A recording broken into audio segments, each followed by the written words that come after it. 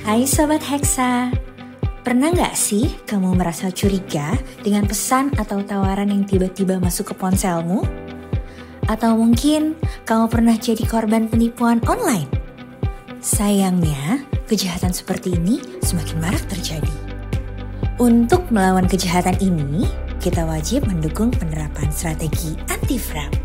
Strategi anti-fraud sebelumnya diatur dalam Peraturan Otoritas Jasa Keuangan Nomor 69 Tahun 2016 tentang penyelenggaraan usaha perusahaan asuransi, perusahaan asuransi syariah, perusahaan reasuransi, dan perusahaan reasuransi syariah, serta SEOJK Nomor 46 Tahun 2017 tentang pengendalian fraud, penerapan strategi anti-fraud, dan laporan strategi anti-fraud bagi perusahaan asuransi, perusahaan asuransi syariah, perusahaan reasuransi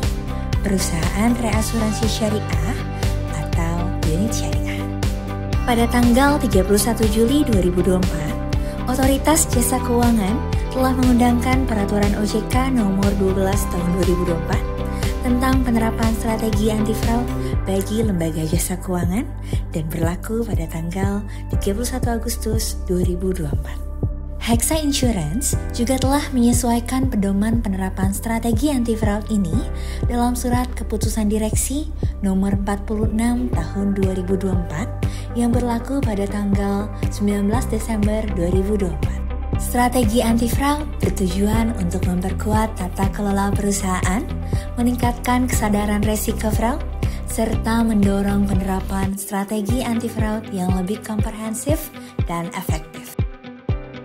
Fraud merupakan tindakan menyimpang dan atau pembiaran yang sengaja dilakukan untuk mengelabui, menipu, memanipulasi, atau dengan maksud untuk menyebabkan perusahaan, nasabah, atau pihak lain yang terjadi di lingkungan perusahaan atau menggunakan sarana perusahaan sehingga mengakibatkan perusahaan, nasabah, atau pihak lain menderita kerugian dan atau pelaku fraud memperoleh keuntungan keuangan baik secara langsung ataupun tidak langsung. Tahukah Anda apa yang mendorong seseorang untuk melakukan tindakan fraud? Tingginya tekanan hidup dan lingkungan sosial dapat membuat seseorang melakukan tindakan fraud. Kurangnya pengetahuan akan regulasi atau kebijakan yang ada di perusahaan. Pengawasan internal yang lemah, sehingga mudah diakali oleh pelaku yang tidak bertanggung jawab. Tidak adanya aturan, ini menjadi celah bagi pelaku untuk dapat melakukan tindakan fraud, sehingga penting bagi perusahaan untuk dapat terus memperbaharui kebijakan yang ada di perusahaan. Fraud teamwork, tidak hanya individu, perbuatan fraud juga bisa dilakukan secara berkelompok. Mereka biasanya memiliki jaringan yang terkait pada karyawan internal atau bahkan eksternal. Berikut adalah tindakan yang dikategorikan fraud. Fraud terhadap aset, seperti penggelapan kas dan penyalahgunaan aset perusahaan, dicuri atau digunakan untuk keperluan pribadi tanpa izin dari perusahaan. Fraud terhadap laporan keuangan, di antaranya seperti memalsukan bukti transaksi dan menerapkan metode akuntansi tertentu secara tidak konsisten untuk menaikkan atau menurunkan laba. Korupsi. Dua jenis tindakan korupsi. 1. Konflik kepentingan. 2. Menyuap atau menerima suap. Penipuan. Pembocoran informasi rahasia. Ini merupakan tindakan yang secara sengaja atau tidak sengaja menginformasikan rahasia perusahaan termasuk data pribadi kepada pihak yang tidak berwenang. Tindakan lain yang dapat dipersamakan dengan fraud di antaranya memanipulasi data, penyalahgunaan wewenang, penggelapan dalam jabatan, penipuan identitas, penipuan online, penipuan investasi, sabotase sistem, pencurian data, dan ketidakjujuran. Untuk mencegah terjadinya fraud, dapat dimulai dengan penerapan manajemen risiko dengan merancang sistem kontrol internal yang memadai, di mana terdapat 4 hal, di antaranya pengawasan aktif direksi dan dewan komisaris, meliputi pengembangan budaya anti-fraud kepada seluruh insan perusahaan, termasuk pihak eksternal perusahaan, pengembangan kualitas SDM, Pemantauan dan evaluasi atas kejadian fraud.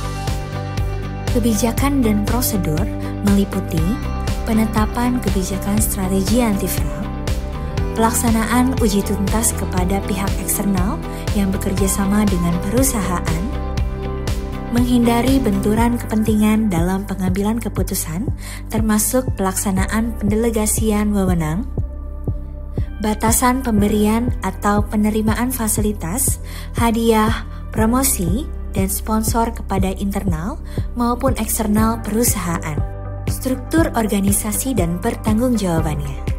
Untuk mendukung efektivitas penerapan strategi anti-fraud, perusahaan memiliki fungsi dalam penerapan strategi anti-fraud, yaitu Divisi Compliance and Legal.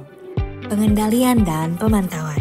Ini diantaranya pengendalian melalui kaji ulang, baik oleh direksi dan dewan komisaris atas penerapan strategi anti-fraud. Pengendalian di bidang SDM.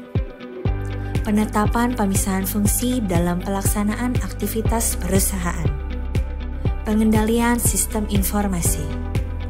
Pengendalian dan pemantauan lain untuk meningkatkan efektivitas penerapan strategi anti-fraud. Fungsi penerapan strategi anti-fraud perusahaan. Mencegah terjadinya fraud. Mendeteksi fraud secara dini. Meminimalkan kerugian. Meningkatkan kepercayaan publik. Meningkatkan kualitas tata kelola perusahaan, kepatuhan terhadap regulasi. Strategi anti-fraud yang disusun secara komprehensif dan diimplementasikan dalam bentuk pengendalian fraud diterapkan dalam 4 pilar, yaitu pencegahan. Kesadaran anti-fraud dapat dilakukan melalui sosialisasi anti-fraud, program employee awareness, dan program customer awareness. 2. Identifikasi kerawanan, berupa identifikasi, menganalisa, dan mengukur potensi risiko terjadinya fraud yang melekat pada setiap aktivitas bisnis dan operasional perusahaan. 3. Kebijakan mengenal pegawai, meliputi sistem dan prosedur rekrutmen yang efektif, pengenalan karyawan. Deteksi, meliputi 1. Pelaporan melalui whistleblowing system. 2. Pemeriksaan mendadak atau surprise audit. 3. Sistem pengawasan. Investigasi, pelaporan, dan pengenaan sanksi. Setelah dilakukan investigasi oleh internal audit atau tim yang dibentuk direksi, maka tindakan fraud tersebut akan dilaporkan kepada direksi dan OJK. Selanjutnya, berdasarkan hasil investigasi, akan dikenakan sanksi kepada pelaku guna memberikan efek jerah. Pemantauan, evaluasi, dan tindak lanjut. Setelah dilakukan pemantauan secara berkala terhadap potensi dan indikasi tindakan fraud, evaluasi menyeluruh perlu dilakukan untuk mengidentifikasi kelemahan dalam sistem pengendalian internal. Hasil evaluasi ini kemudian menjadi dasar untuk mengambil tindakan perbaikan dan pencegahan fraud. Jika kamu mengetahui tindakan fraud, segera laporkan melalui whistleblowing sistem perusahaan. Perusahaan akan memberikan perlindungan kerahasiaan identitas bagi pelapor. Berikut adalah alur proses pelaporan. Ayo selalu dukung gerakan anti-fraud.